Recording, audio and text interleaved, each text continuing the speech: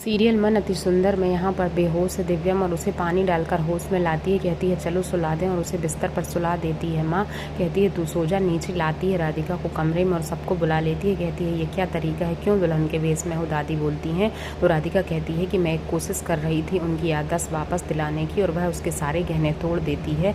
तभी सुजाता सबसे कहती है कि इसे जो यहाँ रख कर मैंने गलती कर ली और सब कुछ सामान फेंकती है।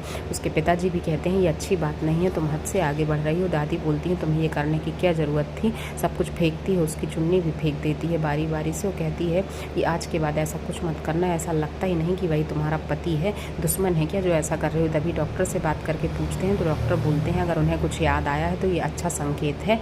तो सब लोग चले जाते हैं और राधिका भगवान का शुक्रिया अदा करती है और कहती है कि भोलेनाथ हमें ऐसे ही इशारा दीजिए, और कली को भी थैंक यू बोलती है। तीनों लोगों को जब सब ठीक होता है तो यहाँ होश आ जाता है दिव्यम को। तो उसे फिर रात की बात याद आती है, चक्कर आने लगता है। माँ आ जाती हैं तो कहता है कि दिव्यम कि यहाँ पर मुझे सब कुछ याद आ गया है, भले ही मेरी बेहोश हो गया था मैं। तो सारे लोग सोचते हैं क्या याद आ गया। वह राधिका के पास जाकर कहता है कि डॉक्टर राधिका इतनी रात को आप क्या कर रही थी। और जैसे ही वह अपने पति और एनिवर्सरी की बात करती है तो चिढ़ जाता है।